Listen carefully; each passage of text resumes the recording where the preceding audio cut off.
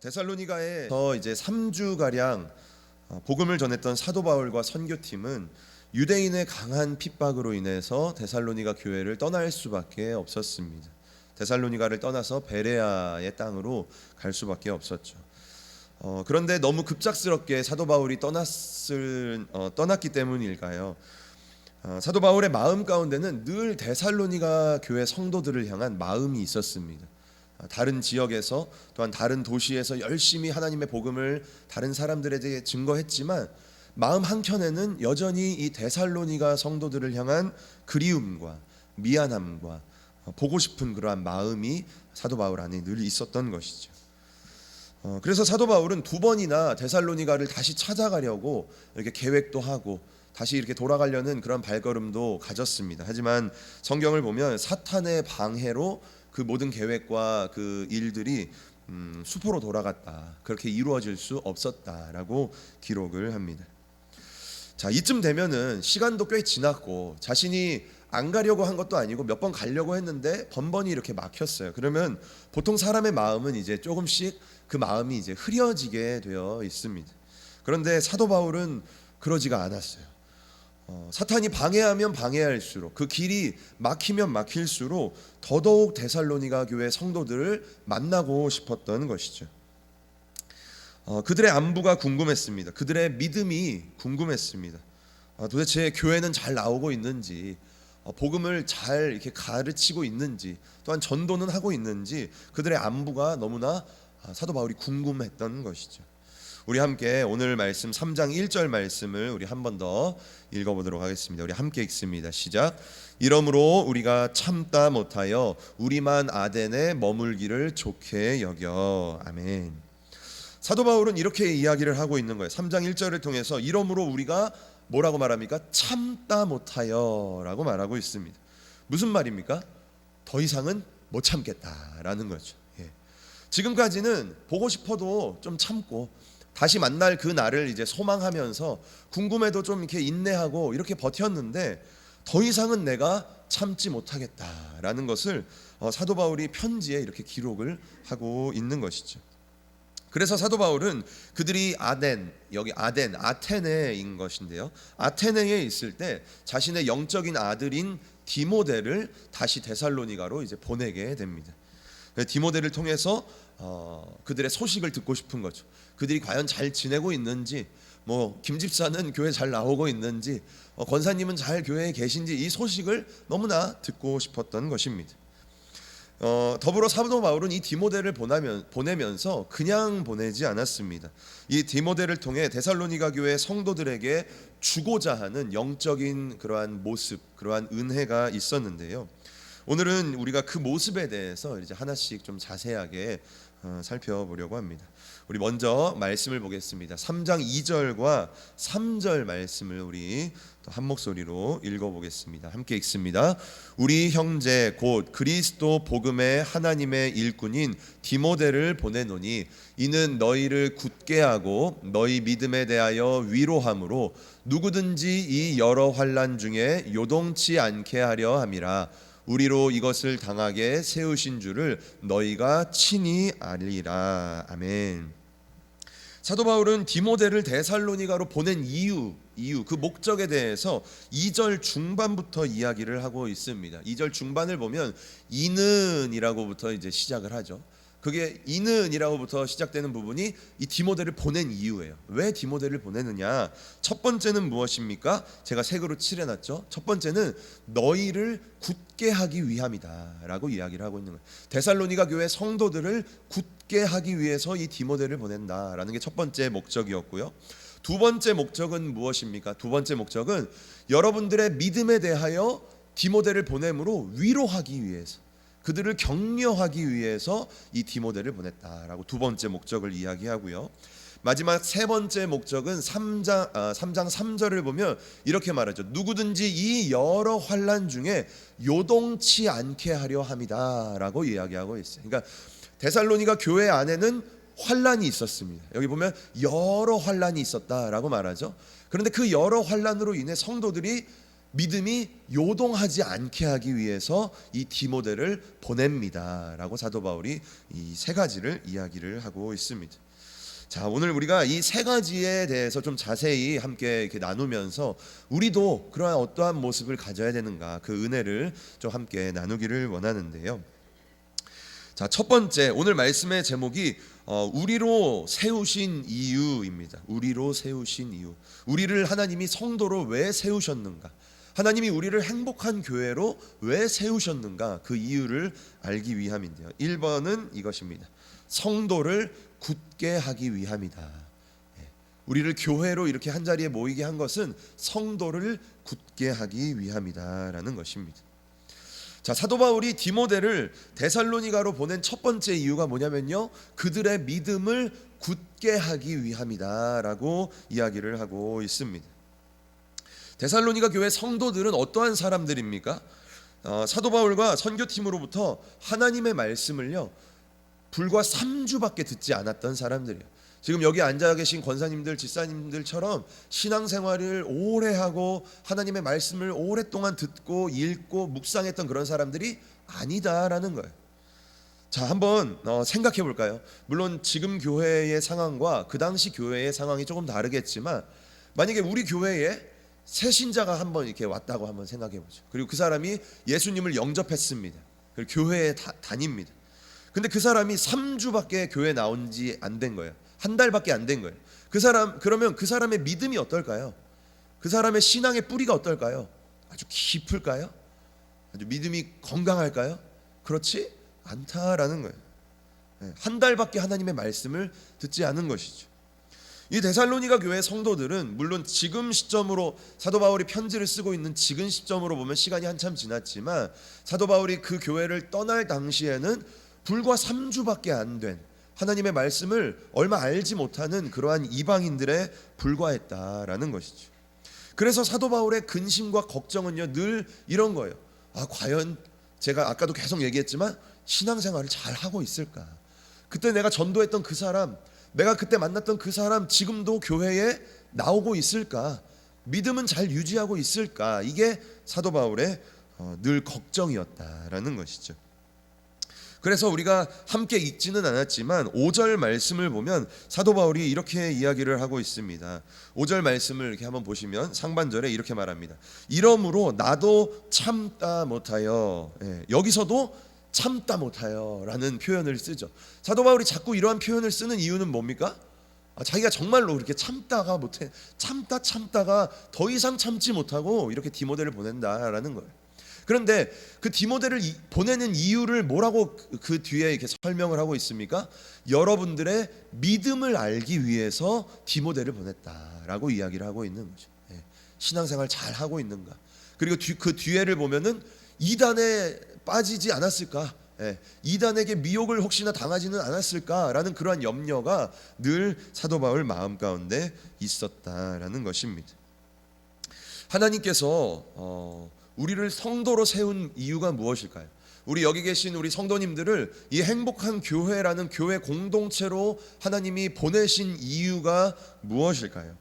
그것은요, 서로가 서로의 믿음을 굳게 해주라고 우리를 이곳에 불러주셨다라는 거죠. 그러기 위해서 나를 이 행복한 교회의 성도로 부르셨다라는 것입니다. 갈라디아서 6장을 보면요, 사도 바울은 성도들에게 이렇게 이야기를 합니다. 여러분들의 짐을 서로 나누어 지십시오라고 이야기합니다. 갈라디아서 6장 2절 말씀 우리 함께 읽어보도록 하겠습니다. 함께 읽습니다. 너희가 짐을 서로 지라, 그리하여 그리스도의 법을 성취하라. 아멘. 여기서 짐을 말하는 헬라어 바로스는요, 화물이라는 뜻을 이제 가지고 있습니다. 이걸 서로 짊어지라라고 이야기하고 있는 거죠. 자, 만약에 우리 교회 식구가 또는 이렇게 안수 집사님이, 우리 남자 안수 집사님이 막 무거운 짐을 막 이렇게 가져가고 있습니다. 근데 제가 그 집사님을, 안수 집사님을 봤어요. 그러면은 한번 질문을 해볼까요? 제가 그분을 봤으면 못 본 척하고 지나갈까요? 무거우니까 못 본 척하고 지나갈까요? 아니면 단걸음에 달려가서 같이 그 짐을 짊어질까요? 저의 인격을 한번 해볼까요? 당연히 우리의 식구, 우리 안수집사님들이 그러한 무거운 걸 짊어지고 가고 있으면, 우리 권사님들이 그러한 무거운 짐을 짊어가고 있으면 당연히 가서 같이 그 짐을 짊어준다라는 것이죠.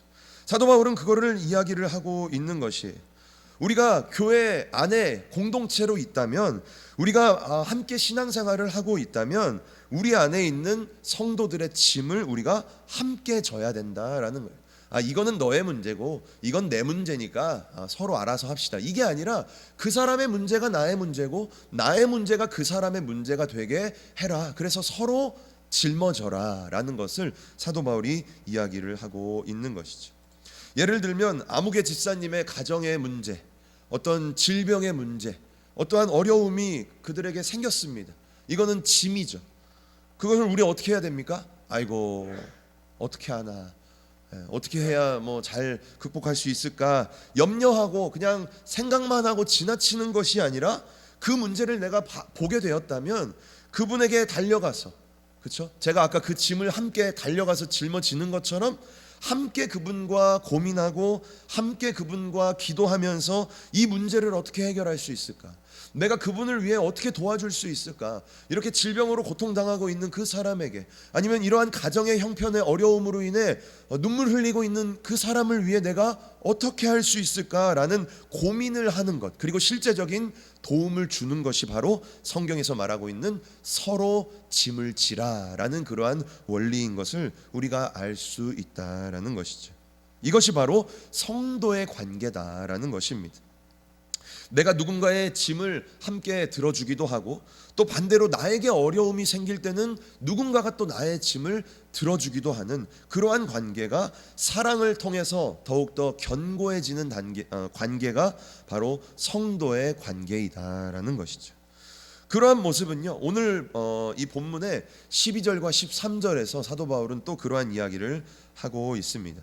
12절, 오늘 데살로니가전서 3장 12절과 13절은요 사도 바울의 기도에 대한 내용인데요, 12절은 이렇게 이야기를 합니다. 우리 함께 12절을 읽어보겠습니다. 우리 함께 읽습니다. 또 주께서 우리가 너희를 사랑함과 같이 너희도 피차간에 모든 사람에 대한 사랑이 더욱 많아 넘치게 하자. 아멘. 사도 바울이 지금 성도의 무엇을 위해 기도하고 있는 것 같습니까? 한마디로 얘기하면 사랑을 위해서 기도하는 거예요. 성도들, 너희도, 그러니까 데살로니가 교회 성도 여러분들도 피차간에, 이 피차간이라는 것은 성도들 간에라는 이야기죠. 그리고 더 나아가서 모든 사람에게 사랑이 넘치게 되기를 내가 기도합니다 라고 이야기하는 거예요. 그런데 이 12절을 통해서 사랑이 넘치게 되면요, 13절에 어떤 결과가 일어나냐면요, 자 13절 말씀도 우리 상반절만 우리 함께 읽어보겠습니다. 함께 읽습니다. 시작. 너희 마음을 굳건하게 하시고. 아멘. 13절 상반절을 보면요, 너희 마음을 굳건하게 하시고 라고 이야기합니다. 그러니까 12절 하반절과 13절 상반절을 함께 읽으면 이런 거예요. 사랑이 더욱 많아 넘치게 하사 너희 마음을 굳건하게 하시고 라고 말하는 거죠. 여기서 말하는 이 굳건하다라는 것은 우리가 아까 2절에서 봤던 굳게 하다라는 것과 같은 그러한 표현입니다. 무엇을 알 수 있습니까? 우리 안에 사랑이 많아지면요, 우리가 어떻게 된다고 말합니까? 우리 마음이 또한 굳건해진다라고 말하고 있는 거예요. 제가 아까 말씀드렸던 사랑의 관계를 통해서 우리의 믿음이 더욱더 굳건해진다라는 것을 사도 바울이 이야기하고 있는 것이죠. 나의 신앙은요, 우리 성도님들 개인의 신앙은요, 나 자신만의 신앙이 아닙니다. 나의 신앙은 성도와 함께 할 때, 서로가 짐을 짊어주고 서로가 사랑의 관계가 될 때 더 성장하고 더 풍성해진다라는 것이죠. 그것이 없다면요, 우리를 교회로 부르실 이유가 없다라는 거예요. 나 혼자 집에서 열심히 기도하면 되지, 이렇게 한자리에 모여서 서로 부대끼고 서로 교제하고 이럴 필요가 없다라는 거예요. 우리의 신앙은 나 개인의 신앙이 아니라 우리가 함께하는 그러한 신앙이다라는 것이죠. 그리고 하나님께서는 그것을 위해 우리가 서로가 서로의 믿음을 굳게 해주라고 우리를 세우셨다라는 것입니다. 자, 첫 번째, 우리를 세우신 그 이유가 무엇이냐? 첫 번째는 성도의 믿음을 서로가 서로를 굳게 해주라고 우리를 부르셨다라는 것이었습니다. 자, 그렇다면 두 번째, 우리로 세우신 이유가 무엇일까요? 두 번째는 성도의 믿음을 이번에는 격려하기 위해서입니다. 첫 번째는 성도의 믿음을 굳게 해주기 위함이었고, 두 번째는 격려하고 위로해 주기 위함이다라는 것이죠. 자, 우리 함께 2절 말씀을 한 번 더 읽어보겠습니다. 함께 읽습니다. 우리 형제 곧 그리스도 복음의 하나님의 일꾼인 디모데를 보내노니 이는 너희를 굳게 하고 너희 믿음에 대하여 위로함으로. 아멘. 여기서 위로하다라는 헬라어는요, 파라칼레오라는 것입니다. 이 파라칼레오는 곁에서라는, 내 옆에서라는 뜻의 파라와 부르다, 요청하다, 초청하다라는 칼레오라는 뜻이 합쳐진 그러한 뜻입니다. 그러니까 곁에서 부르다, 아니면 곁으로 부르다라는 그러한 뜻이죠. 그래서 이 뜻에서 이제 더 이렇게 나아가서 위로하다, 격려하다, 또는 애원하다, 간청하다, 뭐 이러한 뜻도 이 파라칼레오라는 것 안에 있습니다. 사도 바울이 지금 디모데를 데살로니가로 보내는 이유, 첫 번째는요, 성도들의 믿음을 굳게 하기 위함이었고요, 두 번째는요, 성도들의 믿음을 위로하기 위함이다라는 거예요. 그들의 믿음을 격려하기 위함이다라는 것이었습니다. 자, 이제 다시 그들의 상황으로 한번 다시 돌아가 봅니다. 데살로니가 교회의 성도들의 상황이 지금 어떻습니까? 그들은 3주라는 짧은 기간 동안 하나님의 말씀을 배웠지만요, 그 짧게 배운 그 말씀을요, 지난주에 말했지만 사람의 말이 아닌 하나님의 말씀으로 들었습니다. 그래서 그거를 불과 3주밖에 안 들었지만 그걸 정말 하나님의 귀한 말씀으로 받은 거예요. 그래서 그걸 지키려고 막 몸부림치고 노력하고 기도한 거죠. 그 결과 그들은 어떠한 교회로 성장했습니까? 모든 믿는 자의 본이 되는 교회, 저번에도 말씀드렸지만 소문난 교회가 되었다라는 것을 알 수가 있는 것이죠. 이건 너무나 귀한 그러한 일들을 겪은 것이죠. 이 모든 것을 이루어낸 그들의 믿음에요, 격려와 위로가 필요했던 거예요.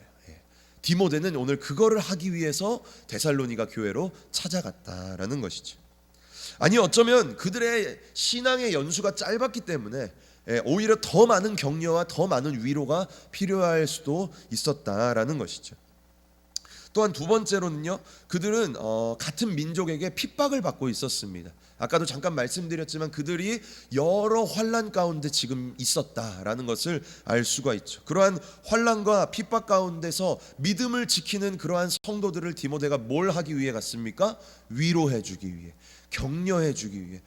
좀 잘하고 있습니다.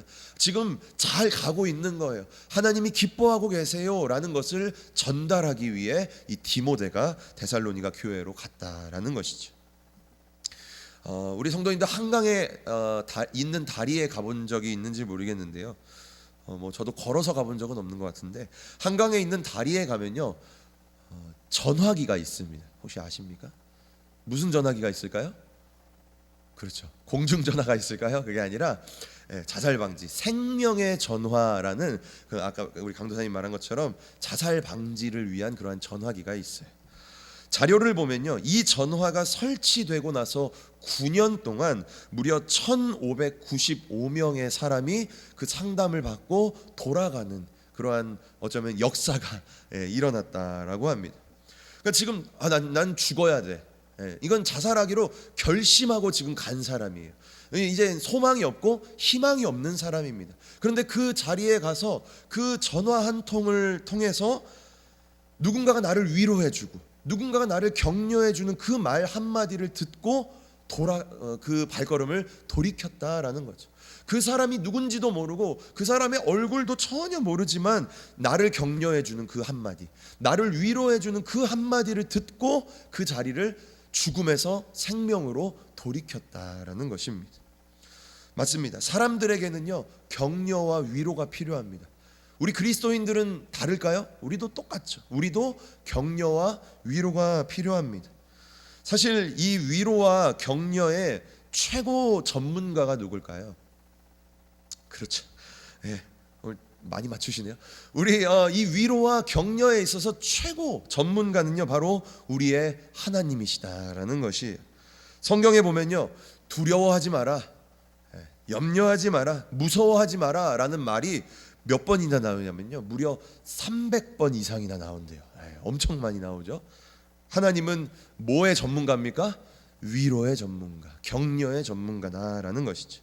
하나님은 모세와 여호수아에게 소명을 주실 때에요 망설이고 있고 두려워 떨고 있고 무서워하고 있는 그들에게 하나님은요 내가 너와 함께하지 않느냐, 두려워하지 말고 망설이지 말고 떨지 말고 나아가라, 백성들에게 나아가라, 바로에게 나아가라 라고 하나님은 그들을 격려하셨다라는 거예요.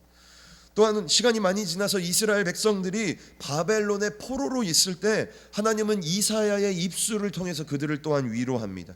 이사야 41장 10절 말씀을 보면 이렇습니다. 우리 함께 좀 길지만 우리를 위로하시는 그 하나님의 음성으로 우리 함께 읽습니다. 시작. 두려워 말라, 내가 너와 함께 함이니라. 놀라지 말라, 나는 내 하나님이 됨이니라. 내가 너를 굳세게 하리라. 참으로 너를 도와주리라. 참으로 나의 의로운 오른손으로 너를 붙들리라. 아멘. 하나님이 우리를 이렇게 지금도 위로하고 있다라는 거예요. 사도 바울에게도 하나님은 이러한 위로를 하셨어요. 사도 바울이 고린도에 도착했을 때, 오늘 이 데살로니가 전서를 고린도에서 쓰지 않았습니까? 그런데 고린도에 도착했을 때 상황은 그렇게 쉽지 않았어요. 사도 바울에게. 사도 바울은요 고린도에서 두려움으로 인해 아무것도 할 수 없고 떨고 있었습니다. 그때 하나님은요, 예수님은 환상 중에 사도 바울을 위로하십니다. 사도행전 18장 9절과 10절 말씀을 보면 이렇게 이야기를 합니다. 우리 함께 또 9절과 10절 하나님을 위로하신 이 사도 바울을 위로하시는 예수님의 음성을 함께 읽겠습니다. 시작. 밤에 주께서 환상 가운데 바울에게 말씀하시되 두려워하지 말며 잠잠하지 말고 말하라. 내가 너와 함께 있음에 아무 사람도 너를 대적하여 해롭게 할 자가 없을 것이니 이는 이 성중에 내 백성이 많음이라 하시더라. 아멘. 하나님은 오늘 이 두려워하고 있는, 그래서 아무 말도 못하고 입 꾹 닫고 있는 이 사도 바울에게요 두려워하지 말라, 그리고 잠잠하지 말고 하나님의 그 복음을 담대하게 선포해라 라는 거예요. 왜 그렇습니까? 10절 말씀을 보면 내가 너와 함께하고 있다라고 위로하시는 것이죠. 격려하고 계시다라는 것입니다. 예수님도요 이 땅에서 사역을 하실 때 수많은 사람을 위로하고 격려하셨습니다. 예수님은 현장에서 가늠하다가 잡혀온 여인을요 한순간에 용서하시면서 이렇게 말씀하십니다. 요한복음 8장 11절을 보면요 상반절에 나도 너를 정죄하지 않는다, 너에게 죄가 있다고 나는 책망하지 않는다 라고 그렇게 말씀하시는 거예요. 용서의 말씀, 격려의 말씀, 다시 한번 힘을 낼 수 있는 그 말씀을 그 죄 지은 여인에게 하고 있다라는 것이죠. 또한 예수님은요 3번이나 자신을 배신하고 또한 심지어 저주까지 했던 베드로를 찾아가서 위로하고 격려를 하십니다. 예수님은요 베드로에게 위로하고 격려하시는데요 그 사건에 대해서는요 일체 말하시지 않습니다. 그걸 새롭게 발견하게 돼요. 우리가 누군가를 나한테 좀 잘못한 어떠한 사람에게 이렇게 위로하고 격려할 때 우리가 괜찮아요, 뭐 그렇게 실수하셨지만 제가 뭐 용서합니다, 괜찮습니다, 이해합니다 이렇게 말하지 않습니까? 그런데 예수님은요 그러한 일체의 말도 하지 않으십니다. 어떠한 말도 너가 나를 배신했지만 나는 괜찮아, 난 다 알고 있어, 이해해라고 하나님은 예수님은 말하시지 않으시고요. 그저 베드로에게 뭐라고 말하십니까? 너가 나를 사랑하느냐? 그렇다면 내 양을 먹여라라고 3번이나 그러한 말을 통해서 이 베드로를 위로하시고 그에게 다시 한번 힘을 낼 수 있는 격려를 예수님이 하셨다라는 것이죠. 그렇습니다. 예수님이 우리를 이토록 위로하고 격려하시는 것처럼 나도 마찬가지로 우리도 누군가에게, 우리 성도들에게 격려자가 되고 위로자가 되어 주어야 한다라고 하는 것이죠. 우리가 누구에게 위로자가 되어 줘야 됩니까? 내 옆에 있는 성도들에게 위로자가 되어야 합니다. 우리가 누군가에게 격려를 해줘야 됩니까? 내 옆에 있는 형제 자매들에게 격려해 줘야 된다라는 것이죠. 그들이 다시 한번 힘을 낼 수 있도록 함께 해 주어야 한다라는 것이죠. 그것이 하나님이 우리를 교회로 모으신, 그렇죠? 우리를 성도로 세우신 이유와 목적이다라는 것입니다. 어려움에 빠진 사람, 문제 가운데 있는 사람, 신앙이 무너지고 영적인 도움을 필요로 하는 사람, 또는 죄의 늪에 빠져 있는 사람, 절망과 낙심 가운데 처해 있는 형제 자매들에게 우리는요 위로와 격려를 건네 주어야 한다라는 것이죠. 하나님이 우리를 성도로 세우신 이유, 두 번째 이유는요, 성도의 믿음을 격려하기 위해서, 위로하기 위해서였다라고 말씀을 드렸습니다. 바라기는 저와 우리 모든 성도님들이 누군가에게 이러한 위로자, 너무 좋은 격려자가 될 수 있기를 주님의 이름으로 간절히 축복합니다. 자, 마지막 세 번째, 하나님이 우리를 성도로 이렇게 세우신 이유와 목적이 무엇일까? 세 번째는요, 성도를 요동치 않게 하기 위함이다라고 이야기하고 있습니다.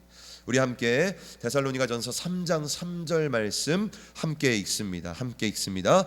누구든지 이 여러 환난 중에 요동치 않게 하려 함이라. 우리도 이것을 당하게 세우신 줄을 너희가 친히 알리라. 아멘. 데살로니가 교회 성도들은요 끊임없이 그들에게 밀려오는 환난 속에서 그들의 믿음이 지금 흔들릴 위기에 처해 있습니다. 자, 한번 상상해 보십시오. 이 문제를 해결했는데 또 다른 문제가 옵니다. 그 문제도 믿음으로 극복했는데 더 큰 문제가 옵니다. 막 그렇게 쉴 새 없이 어려움과 문제가 오면 어떨까요? 우리의 믿음이, 나한테 만약에 그러한 일이 생긴다면 우리의 믿음이 어떻게 될까요? 끄떡없을까요? 아니면 흔들릴까요? 흔들리게 된다라는 거예요. 지금 데살로니가 교회 성도들이요 여러 환난 속에서 그렇게 그들의 믿음이 흔들릴 위기에 있었다라는 거죠. 그래서 사도 바울은 이 디모데를 통해서 그들을 다시 한번 요동하지 않게 믿음을 심어주기 위해 이 디모데를 보냈다라는 것입니다. 자, 그런데 이러한 환난과 어려움이 우리에게도 있지 않습니까? 그렇죠? 그리고 내 옆에 있는 형제 자매들에게도 이러한 어려움들이 있습니다. 그런데 우리가 어떻게 그러한 성도들을 흔들리지 않게, 요동하지 않게 붙잡아 줄 수 있을까요? 그 방법이 과연 무엇일까요? 성경은 우리에게 신앙에도 두 종류의 신앙이 있다라고 이야기합니다. 우리가 교회를 다니고 우리가 예수님을 믿고 우리가 이렇게 예배도 드리고 하지만 우리의 신앙 안에 두 종류의 신앙이 있다라는 거예요.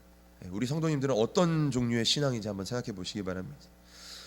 평소에는요 우리 모두가 똑같이 신앙생활합니다. 여기 와서 이렇게 똑같이 예배 드리시고 하나님께 헌금도 하고 봉사하고 헌신하고 각자의 그러한 믿음의 집을 열심히 이렇게 지어갑니다. 그런데 그렇게 똑같이 신앙생활을 하다가 어떨 때 우리의 신앙의 모습이 이렇게 갈리게 되냐면요, 문제를 만날 때 우리의 신앙이 갈리게 된다라는 거예요. 문제에 부딪힐 때, 내 인생에 어려움이 닥칠 때 성경은 이것을요 비가 나고 창수가 나고 바람이 분다라고 표현을 하고 있습니다. 그럴 때에 우리의 신앙은 딱 갈리게 된다라는 거예요. 지금은 똑같이 신앙생활하는 것처럼 보이지만 그러한 문제에 부딪혔을 때 우리의 신앙은 갈라진다라는 것이죠. 한 종류의 신앙은 이러한 신앙입니다. 그 믿음이라는 집이, 열심히 지었던 그 믿음이라는 집이요 쉴 새 없이 요동을 치고 결국 그 믿음이라는 집이 무너지게 된다라는 것이죠. 그리고 다른 하나는요 그렇게 문제와 어려움을 만나도 지은 그대로 그 집이 서 있다라는 것입니다. 그런데 그 두 가지 집, 그 두 가지 신앙의 차이점은 무엇입니까? 우리 성도님들 다 알고 있는 것처럼 그 주초를, 그 기초를 어디에 두고 있느냐, 그 차이다라는 것이죠.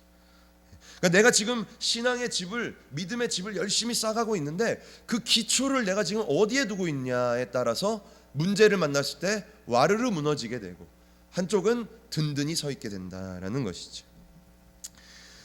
기초를 어디에 둔 집은 무너지지 않을까요? 질문 한번 해볼까요? 기초를 어디에 두면 집이 무너지지 않죠? 그렇죠. 반석 위에 집을 지면 무너지지 않죠. 요동하지 않는다라고 말합니다. 그런데 그 반석은 무엇입니까? 그렇죠. 우리 예수 그리스도 그리고 하나님의 말씀인 거예요. 그 말씀 성경 구절을 정확하게 보면 하나님의 말씀을 행하는 자는 무너지지 않는다라고 말하고 있는 것이죠. 제가 과거에 이렇게 청년 사역을 할 때 우리 청년들을 이렇게 가만히 이렇게 살펴보면요, 그 영혼 안에 말씀이 있는 청년은요, 그러니까 말씀을 좀 알고 말씀에 대한 사모함이 조금이라도 있고 그리고 말씀을 좀이라도 묵상하고 그걸 실천하려고 노력하는 그러한 청년들은요, 문제와 어려움이 와도요 그렇게 크게 걱정이 되지 않습니다. 물론 그 문제로 인해서 어려워하고 힘들어하죠. 똑같이 힘들고 어려워합니다. 힘들고 어려워하고 상담도 하고 기도 요청도 합니다. 그런데 제 마음 한켠에는요 그렇게 불안하지 않다라는 거예요. 신앙에 왠지 안정감이 있는 거예요. 어려움을 당하고 있지만 신앙 안에서 잘 해결할 거라는 이렇게 좀 한켠에, 물론 이제 그러한 마음의 공감도 되지만 그러한 이렇게 편안함이 좀 있다라는 것이지. 그런데 그 청년 안에 말씀이 없는 청년들이 있어요. 하나님의 말씀도 잘 모르고 그 말씀을 묵상하지도 않고 말씀에 대한 관심도 없고 그러한 청년들이 있습니다. 그렇죠? 우리 그리스도인들 중에도 다 그러한 사람들이 있습니다. 그런데 그런 청년들은요 불안해요. 불안해요.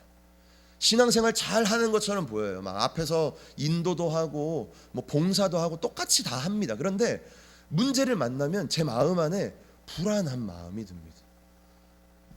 왜 그럴까요? 기초가 없기 때문이에요. 기초가. 왠지 그 문제로 인해서 그 아이의 신앙이 뿌리채 뽑혀버릴 것 같아요. 그 아이의 신앙이 그냥 다 무너져 버릴 것 같은 그러한 마음이 자꾸만 제 안에 이렇게 생긴다라는 것이죠. 방금도 말씀드렸지만 왜 그러한 모습이, 그러한 불안한 마음이 저의 안에 들어오는 겁니까? 그 영혼 안에 말씀이 있고 말씀이 없고의 차이다라는 것이죠. 자, 그렇다면 우리가 어떻게 많은 환난과 어려움 속에서 우리는 요동하지 않을 수 있을까요? 그리고 내 옆에 있는 성도가 요동하지 않게 우리가 붙잡아 줄 수 있을까요? 그것은 바로 하나님의 말씀에 기초를 두면 요동하지 않는다라는 것입니다. 그거는 우리도 마찬가지고 내 옆에 있는 성도들도 마찬가지다라는 거예요. 내가 하나님의 말씀에 관심이 있고 내가 하나님의 말씀을 많이 묵상하면요, 내가 어려움과 문제에 부딪혔을 때 내 신앙이 물론 똑같이 힘들다라고 아까 말씀드렸죠. 하지만 내 신앙이 뿌리채 뽑히지는 않는다라는 것이죠. 하나님의 말씀을 의지하고 하나님의 말씀을 사랑하는 사람은요 요동하지 않는다라고 이야기를 합니다. 또한 성도들 간에도 하나님의 말씀을 서로 이렇게 묵상하고 또한 그 말씀을 서로 나누고 말씀의 교제를 이루고 그러한 관계 가운데 우리가 있다면 우리는 환난 가운데 있는 그 성도를요 요동하지 않게 붙잡아 줄 수 있다라는 것입니다. 우리가 무엇으로 그 사람의 신앙을 붙잡아 줄 수 있을까요? 뭐 말로 위로한다고 그 사람의 신앙을 붙들 수 있을까요? 아니죠. 하나님의 말씀으로 그 사람의 신앙을 붙잡아 줄 수 있다라는 것을 성경이 우리에게 말하고 있다라는 것입니다. 하나님께서 우리를 세우신 이유와 목적은 무엇입니까? 성도를 요동치 않게 하기 위함이다라고 이야기하고 있습니다. 그런데 그것은 무엇으로 가능합니까? 하나님의 말씀으로 가능하다라고 이야기를 합니다. 바라기는 말씀을 통해서 우리가 서로가 서로를 좀 강하게 이렇게 붙잡아 줄 수 있는, 힘들고 어려움에 처해져 있는 그 성도에게 말씀을 통해 위로하고 말씀을 통해 그 사람의 신앙을 붙잡아 줄 수 있는 그러한 우리의 관계가 될 수 있기를 주님의 이름으로 축복합니다. 자, 말씀의 결론을 맺겠습니다. 우리는 오늘 이 1절에서 3절까지의 말씀을 통해 우리를 성도로 세우신 이유와 목적, 우리를 이 한 교회로 부르신 그러한 이유와 목적에 대해서 세 가지로 함께 살펴봤습니다. 그 세 가지의 이유는 첫 번째는 성도가 서로 성도의 믿음을 굳게 해주기 위함이다라고 이유를 말씀드렸고요. 두 번째 이유는 성도의 믿음을 격려해주기 위해서, 서로가 서로의 그러한 믿음을 위로해주고 격려하기 위해서 우리를 세우셨다라고 이야기했고, 마지막 세 번째는 성도를 요동하지 않게 서로가 서로를 붙잡아주기 위함이다라고 말씀드렸습니다. 자, 이 세 가지의 모습은요, 목회자와 사역자의 만의 모습이 아닙니다. 저런 거 뭐 성도를 붙잡아주고 성도를 격려하고 위로하는 거는 뭐 목사님이나 하는 거지, 강도사님이나 하는 거지, 이게 아니다라는 것이죠. 누가 하는 겁니까? 성도가 성도에게, 내가 내 옆에 있는 사람에게. 때로는요, 성도가 사역자를 위로할 수도 있는 거예요. 왜요? 사역자도 힘들고 어려울 때가 당연히 있고 기도 제목이 얼마든지 넘쳐나기 때문이다라는 것이죠. 이처럼 우리는 다른 성도의 믿음을 굳게 하고, 다른 성도의 믿음을 위로하고 격려하고, 또한 다른 사람의 믿음을 흔들리지 않게 붙잡아 줘야 될 존재다라는 것이죠. 그래서 이러한 말이 있습니다. 성도가 왜 존재하는가? 성도는 성도를 위해 존재한다라는 그러한 말도 있는 것이죠. 오늘 말씀 7절 하반절을 보면은 사도 바울이 이렇게 이야기하는 것을 볼 수가 있습니다. 하반절을 보면 이렇게 말합니다. 너희 믿음으로, 그러니까 데살로니가 교회 성도들의 믿음으로 말미암아 너희에게 우리가 위로를 받았노라라고 말하고 있습니다. 이 구절을요, 존 스토트 목사님은 이 구절을 이렇게 말합니다. 이렇게 질문을 던지는 거예요. 질문을 던지는 거예요. 왜 너희 믿음을 통해서 우리가 위로를 받을까라는 것이죠. 너희가 믿음이 좋아지는데 왜 우리가 위로를 받을까라는 질문인 거예요. 그러면서 이렇게 답을 합니다. 그것은 너희와 우리가 하나이기 때문이다라고 이야기하고 있는 것을 봤습니다. 세상은요, 너와 나를 철저하게 분리합니다. 그렇죠? 너와 나는 경쟁의 상대고, 너와 나는 상관이 없는 것이고, 너와 나는 이렇게 분리된 존재야. 우리를 떼어놓으려 한다라는 거죠. 그게 세상의 원리입니다. 그런데 하나님 나라의 원리는 무엇입니까? 너와 나는 하나다라고 말하고 있는 거예요.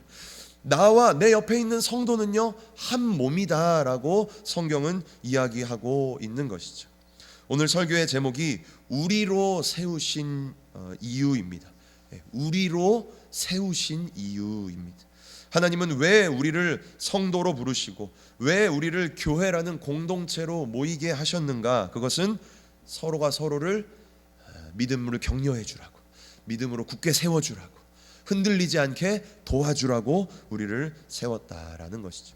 저도 말씀을 준비하면서 내가 우리 행복한 교회에서 내가 믿음으로 위로해 줘야 될 사람은 누굴까? 물론 뭐 모든 성도님들을 그렇게 기도해 주고 위로해 줘야겠지만, 특별히 지금 특별한 어려움 가운데 있는 분들이 있지 않습니까? 누가 있을까라는 그러한 고민과 그런 생각과 기도를 해봤습니다. 우리 성도님들의 주변에는 누가 있을까요? 내 위로를 필요로 하는 사람, 내 격려가 지금 필요한 사람, 아니면 지금 어려움과 문제로 막 요동하고 있어서 내가 그 요동을 좀 말씀으로 붙잡아 줘야 될 그러한 성도, 그러한 내 주변에 있는 그러한 지체된 사람은 누가 있는가? 우리가 한번 고민해 봤으면 좋겠다라는 것이죠. 그리고 혹시나 내가 그러한 어려움 가운데 있다면 누구에게 도움을 요청해야 합니까?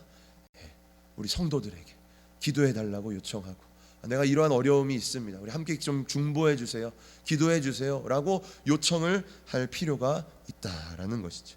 3절 말씀을 보면요, 우리가 이것을 위하여 세움 받은 줄을 너희가 친히 알리라 라고 말하고 있어요.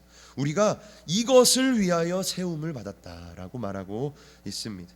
우리 행복한 교회가 이러한 모습들을 잘 감당하는, 그래서 우리가 성도 안에 사랑이 넘치고 우리가 서로가 하나가 되는 그러한 은혜 넘치는 교회와 성도가 될 수 있기를 주님의 이름으로 간절히 축복합니다.